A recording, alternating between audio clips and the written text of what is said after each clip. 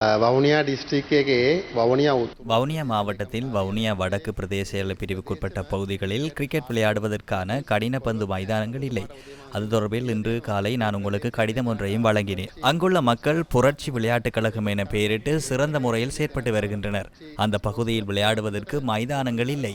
එතකොට ඒ ප්‍රදේශයේ බඩු නැහැ සෙල්ලම් මාසයක් දෙන්න අපි යාපනයේ ඒ කලාපෙම ஒரு மாதத்தை வழங்குங்கள். நாம் யாழ்ப்பாணத்தை உள்ளடக்கிய வகையில் அந்த பிராந்தியத்தில் 3 மைதானங்களை அமைக்க உள்ளோம். எதிர்க்கட்சித் தலைவர் யாழ்ப்பாணத்துக்கு சென்று மின்னொலியில் உள்ள மைதானங்கள் இல்லையா என வினவுகின்றார். அவருக்கு தெரிந்திருக்க வாய்ப்பில்லை. இலங்கையில் ஹம்பாந்தோட்டை, காலி, சூரியவெவ, அஸ்கிரிய, பல்லேகல உள்ளிட்ட 6 மைதானங்களில் மாத்திரமே டெஸ்ட் போட்டிகள் விளையாட முடியும். பி சரவணமுத்து மைதானமே பழமையான டெஸ்ட் மைதானம். யாழ்ப்பாணத்தில் டர்ஃப் உள்ள மைதானம் ஒன்று இல்லை. அதனை அறியாமல் பிரேமதாசவை போன்று மைதானம் ஒன்று இல்லையா என வினவுகின்றார். கிரிக்கெட் விளையாட்டின் மீது அன்பு இருக்கும் பட்சத்திலேயே கிரிக்கெட் விளையாட்டை கட்டமைக்க முடியும்.